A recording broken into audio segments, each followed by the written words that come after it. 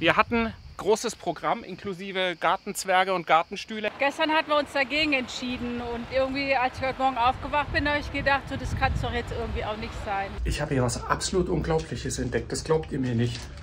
Ich zeig's euch.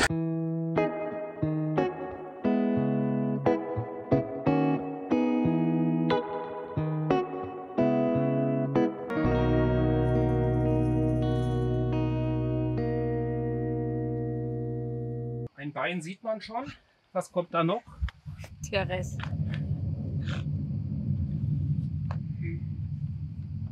Ja, wir lagen jetzt hier ein paar Tage und wird Zeit, jetzt weiterzufahren. Haben uns gestern schon von den Katzen verabschiedet, die wir die letzten Tage gefüttert haben. Und jetzt räumen wir nochmal zusammen, weil wir einfach, ja, wir wollen jetzt weiter. Das ist natürlich immer wieder so eine typische Christoph und Marion Aktion, weil wir wollen dahin und der Wind kommt von da und eventuell könnte es auch heute noch Gewitter geben, aber gut, nützt ja nichts, wir haben es nicht weit, das ist wirklich nur um die Ecke, also die nächsten 2 Stunden wird nichts sein und bis dahin sollten wir es eigentlich dorthin geschafft haben.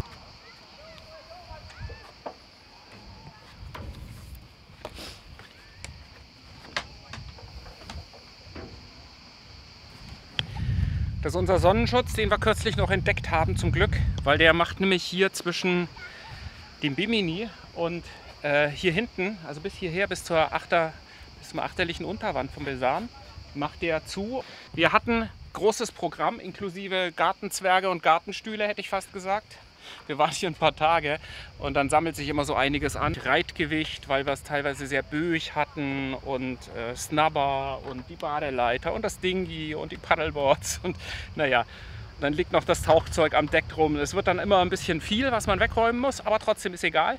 Wir fahren auch nicht weit. Man sieht so ein bisschen hinten die Gewitterwolken, die ziehen jetzt gerade Richtung Westen weg. Das heißt, die werden wir auch nicht mehr abkriegen und wir haben wahrscheinlich gar keinen Wind und wenn überhaupt von vorne, aber vorausgesagt sind bis zu 20 Knoten von vorne. Es fühlt sich jedenfalls gut an, endlich weiterzufahren. So, es war ein bisschen zu lange hier an einem Ort. Jetzt soll es aber langsam losgehen.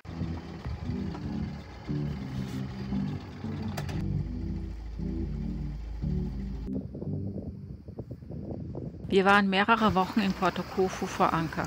Länger, als wir eigentlich wollten. Aber es gab einiges zu tun, Projekte, die fertig werden mussten. Denn auch das Leben an Bord muss irgendwie finanziert werden. Und trotzdem, irgendwann merken wir, es wird Zeit weiterzuziehen.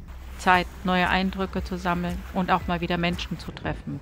Nicht immer nur Katzen füttern. Obwohl, wir werden sie vermissen, diese scheuen Straßenkatzen, die uns inzwischen kennen, die uns begrüßen, sobald wir mit dem Dinghy anlanden. Weil sie wissen, die bringen Futter mit. Bevor bald Freunde an Bord kommen, machen wir uns auf den Weg nach Neos Marmaras. Ein Stück weiter die Küste entlang, dort ist Markt und es fühlt sich gut an, wieder unterwegs zu sein.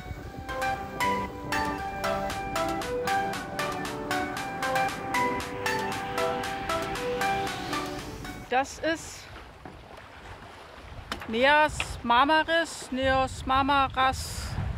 oder wie auch immer. Das ist der Ort, wo wir jetzt hinwollen, die Bucht.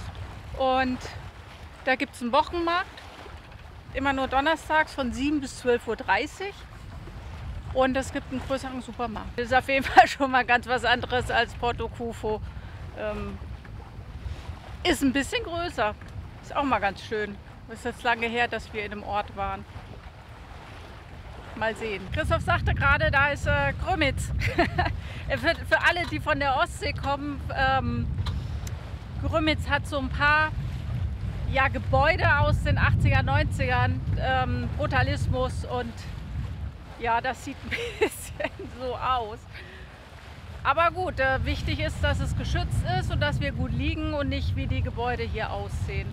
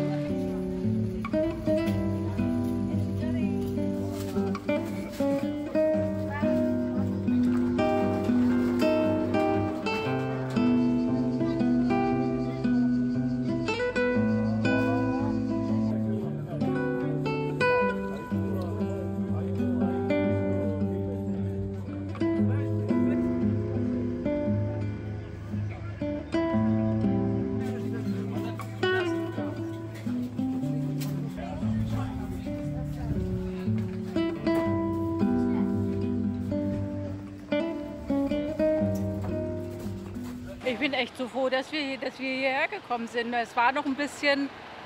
Gestern hatten wir uns dagegen entschieden und irgendwie, als ich heute Morgen aufgewacht bin, habe ich gedacht, so, das kann es doch jetzt irgendwie auch nicht sein. Und weil der doch nur einmal die Woche ist und wir gar nicht mehr so lange da sind. Und das ist der einzige Wochenmarkt, den ich gefunden habe hier, Kalkideke. So, musste noch eben Auto vorbeifahren. Ne, was sagst du? Marion sagt, kam heute Morgen rausgestolpert aus der Kabine und konnte noch gar nicht richtig reden und meinte nur so, leck hier. Also Porto Kofo kann nicht sein, alles nur für Porto Kofo. Und dann sind wir gefahren. Ja. Hat ja recht. Ja, und wir konnten sogar segeln. Wir haben jetzt so viel Obst eingekauft, wie wir eigentlich gar nicht essen können. Viel zu viel. Ich habe Fisch gekriegt und da unten gibt es total schöne, riesige Töpfe mit Basilikum. Da müssen wir mal gucken, ob wir da vielleicht noch was Ach, da mitnehmen. krieg ich einen neuen Basilikum, nachdem Tomate der andere Basilikum. gestorben ist. Ja. Ach, das ist schön. Also wirklich zu empfehlen, jeden Donnerstag von 7:30 Uhr bis 12 Uhr, von 7 Uhr bis 12:30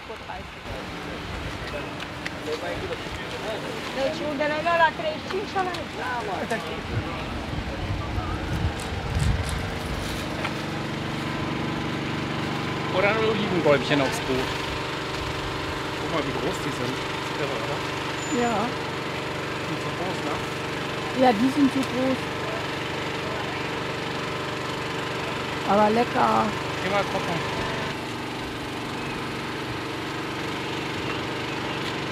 Nee, das macht ja gar keinen Sinn, der ist doch viel zu groß. Kriegen wir doch gar nicht unter. Und auch nicht gegessen. Da kannst du Pesto machen, ist ja auch super.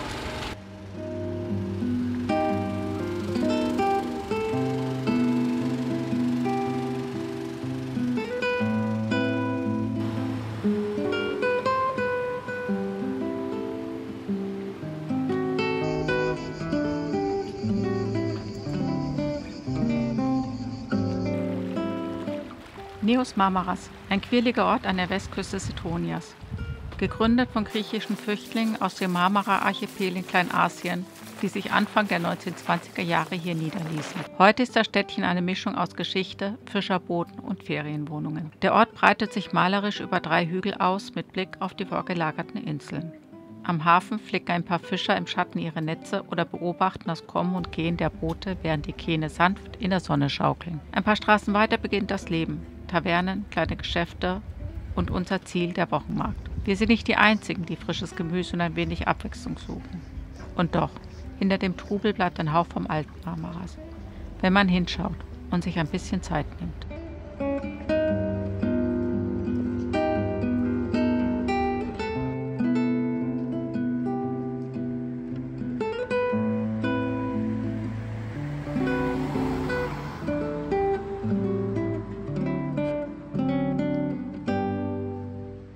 Ich habe hier was absolut Unglaubliches entdeckt. Das glaubt ihr mir nicht. Ich zeig's euch. Es ist echt der Hammer. So, wir gehen jetzt rein. Guck mal.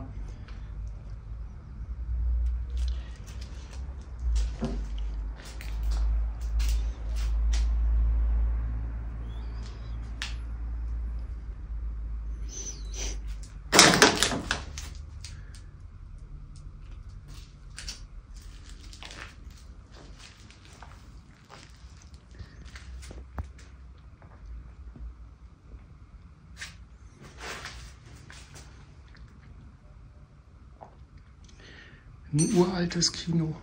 Ich glaube das nicht.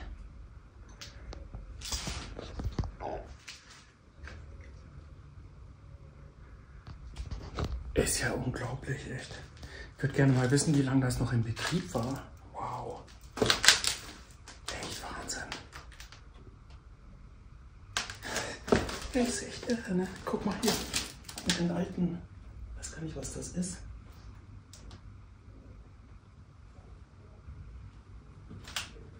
Wahnsinn, da oben war jedenfalls die Spule. Da war die Filmrolle. Da ist noch ein Spiegel da hinten. Da wurde wohl der Film eingeführt. Absolut irre, total irre.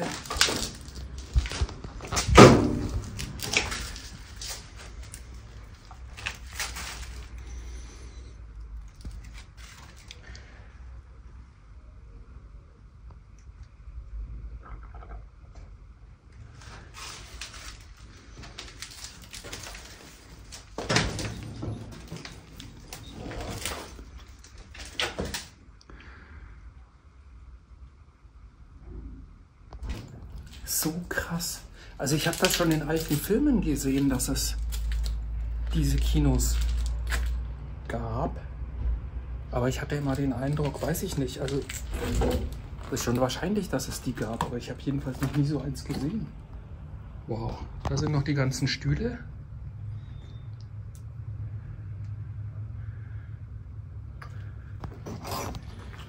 Jetzt gehen wir nach draußen. Das ist so irre.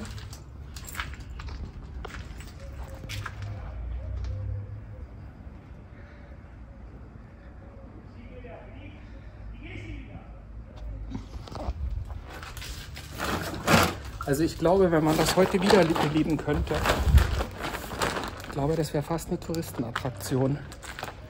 Weil das, glaube ich, jeder aus diesen alten Filmen auch kennt, dass es sowas gab. Wahnsinn. Da drüben waren noch die Filmposter drin bestimmt. Das wird die Leinwand gewesen sein. Und hier auf diesen Terrassen waren wohl die Stühle aufgestellt. Ey, total krass. Ich habe das auch nur gesehen, weil die Fassade von außen mir das verraten hat. Das Lustige ist, auf dem Schild steht drauf TV Games. Wahnsinn.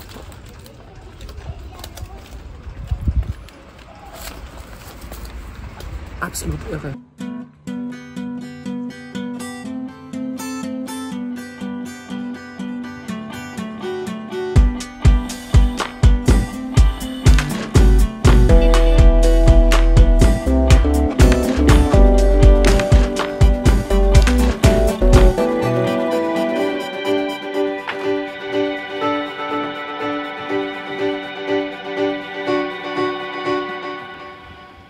Also hier waren wir, das ist dieses Flach.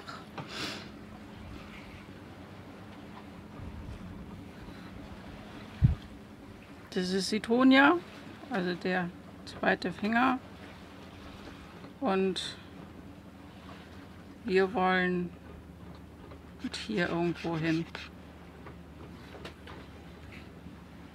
Also ist nicht weit. Nee. Wir stecken echt viel Zeit und Energie in jedes Video. Immer irgendwo unterwegs, auf engstem Raum. Wenn du magst, was wir machen und ein bisschen mehr Einblick willst, bei Patreon gibt es Videos vorab, ganz ohne Werbung, Bonusmaterial und auf manchen Stufen auch persönliche Updates oder ein Call mit uns. Schau gerne mal vorbei, den Link findest du unten in der Beschreibung oder oben im Video. Wir freuen uns, wenn du dabei bist. Und danke an alle, die schon mit an Bord sind, das bedeutet uns wirklich viel.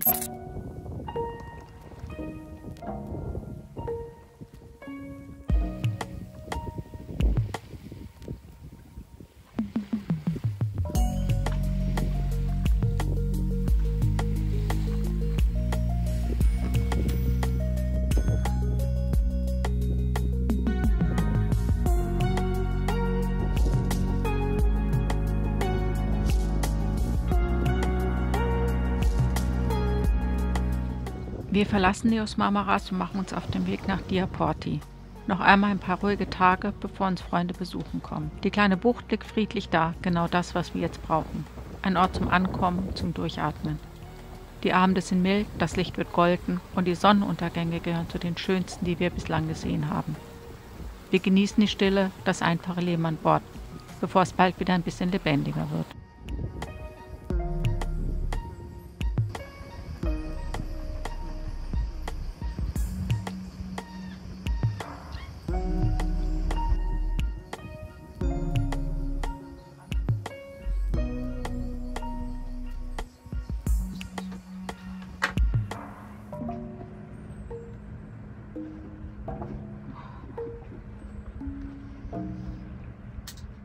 Wer jetzt denkt, oh, die haben so ein tolles Fake-Teak-Deck, die haben keine heißen Füße mehr. Das ist genauso heiß wie normales Teak. Also, ja, ohne Schuhe geht es nicht im Sommer. Aber ich will euch ganz was anderes zeigen. Und zwar liegen wir hier. Es ist leider sehr windig. Ich hoffe, es funktioniert.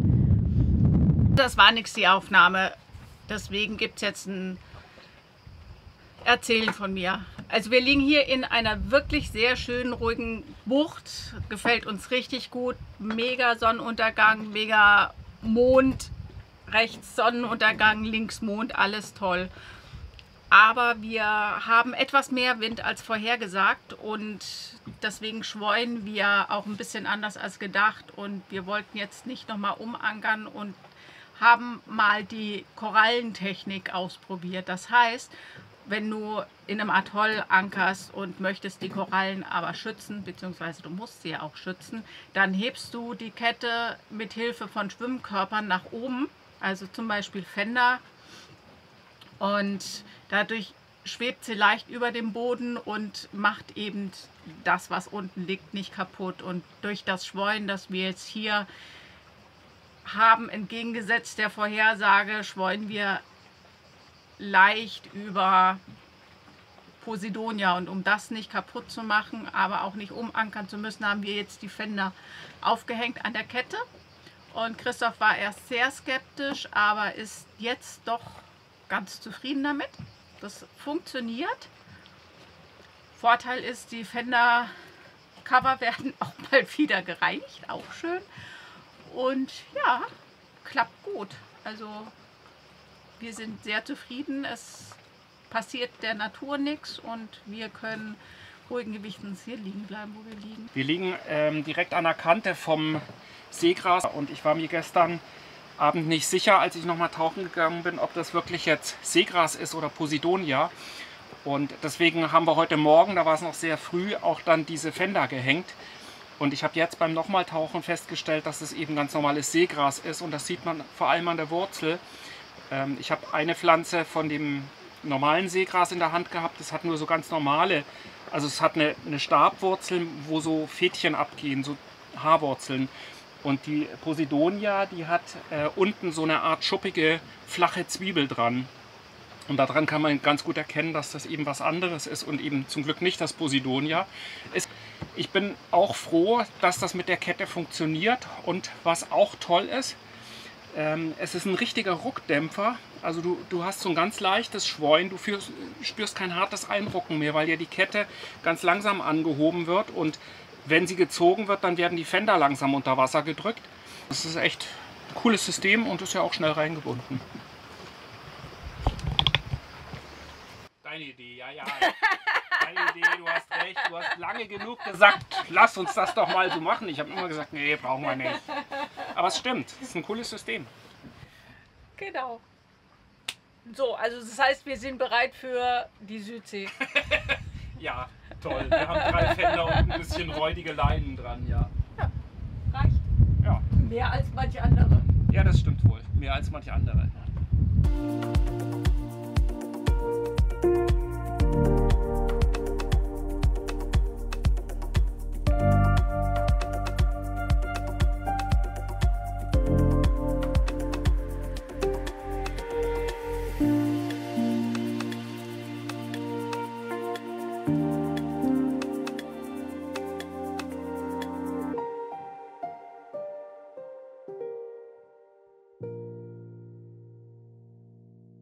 Hast du die Maschine schon gestartet? Nein.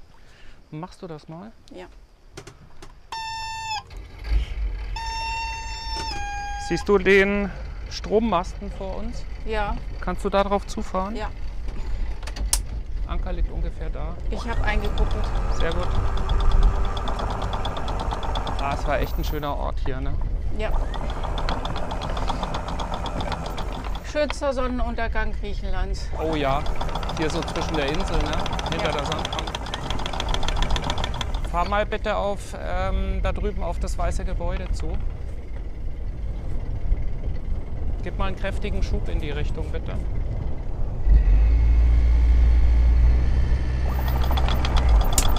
Reicht? Ja. Kannst auskuppeln, wir sind vor dem Anker. Okay, ausgekuppelt. Soll ich rückwärts gehen? Nee, noch nicht.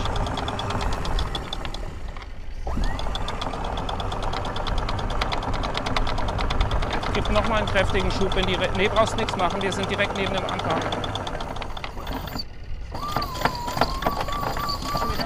So, Anker bricht aus. Okay, wir sind frei. Gut. Und nach ein paar schönen Tagen zu zweit machen wir uns auf den Weg nach Porto-Koufu. Diesmal aber nur, um unsere Freunde einzusammeln, die ein paar Tage mit uns mitsegeln wollen. Die Zeit mit unseren Freunden haben wir übrigens nicht gefilmt. Das war eine Zeit, die wir ganz allein für uns genommen haben. Und daher geht es in dem nächsten Video auch erst nach dem Besuch weiter.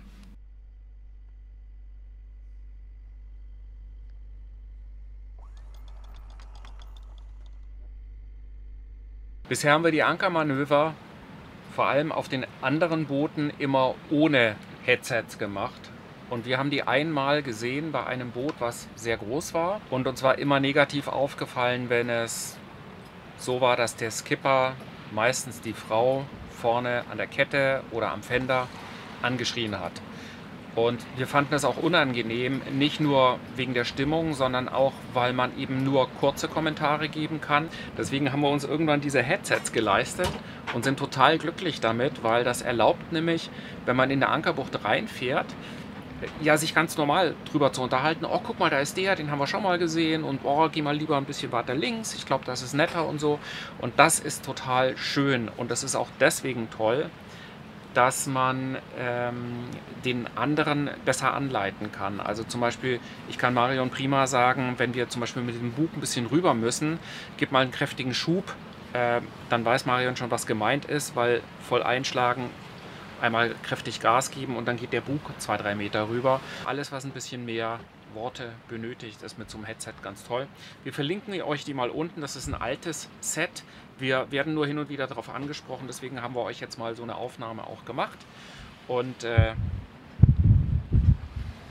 ich finde es deutlich entspannter damit.